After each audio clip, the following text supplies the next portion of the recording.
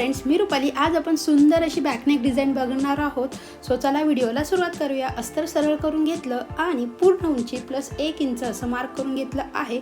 सर्व मेजरमेंट स्क्रीनवर दिलेली आहेत.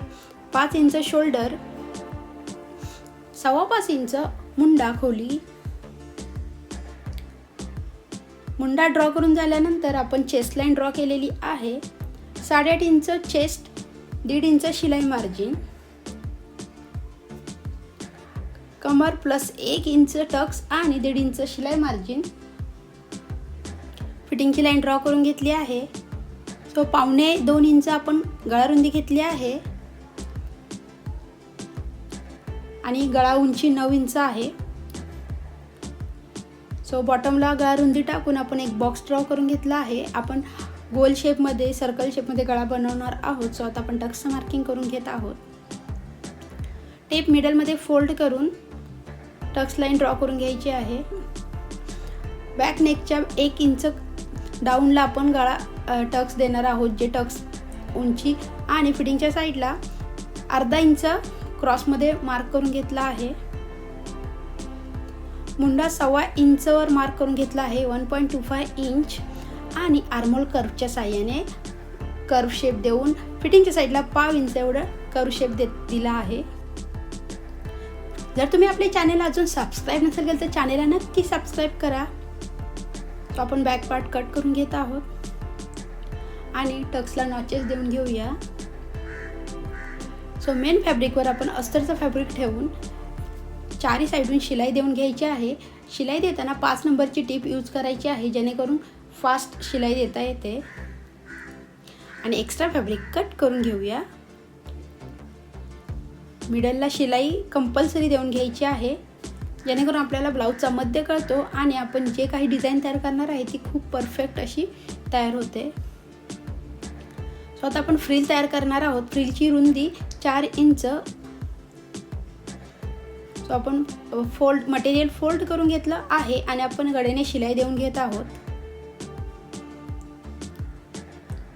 साधारण 2 इंचाची फ्रिल तयार होणार आहे.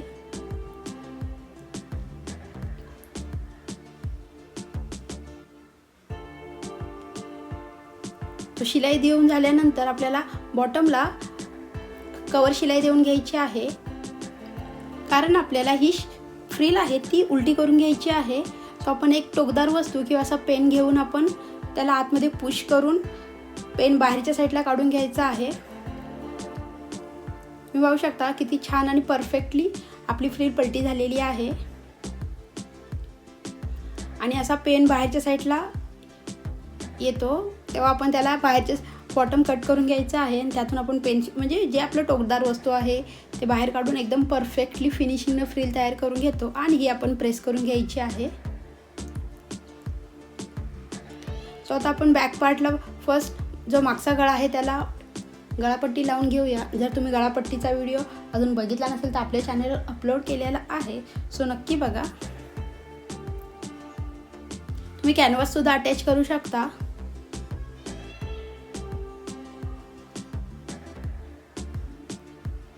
ताप शिलाई देऊन घेऊया पट्टी फोल्ड करून.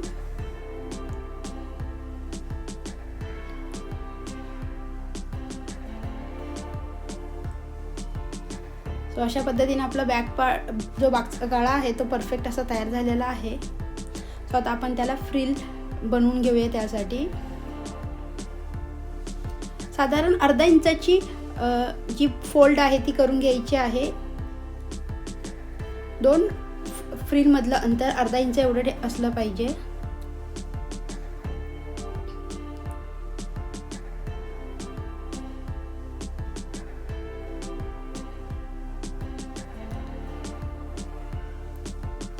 अशा पद्धतीने तुम्ही जर पट्टी फोल्ड करून घेत असाल तर खूप सुंदर अशी फ्रिल तयार होते आणि फिनिशिंग पण खूप छान येते.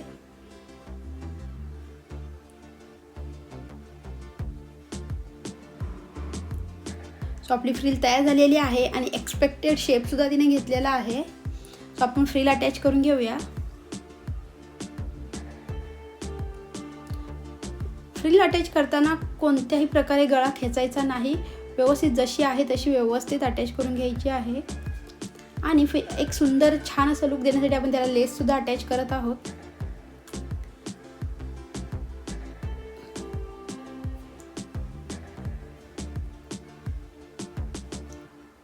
सो आता आपण त्याला कॉन्ट्रास्ट कलरमध्ये मनी अटॅच करून घेत आहोत. पर्ल्स असतात, हे खूप सुंदर आणि छान लुक देतं. सो आपली जी फ्रिलची स्ट्रीप आहे ती एका साईडून फोल्ड करून घ्यायची आहे आणि तो जो आपण मनी अटॅच करणार आहोत तो बरोबर मिडल अटॅच करून घ्यायचा आहे. त्यामुळे ब्लाऊज खूप सुंदर आणि छान दिसतो.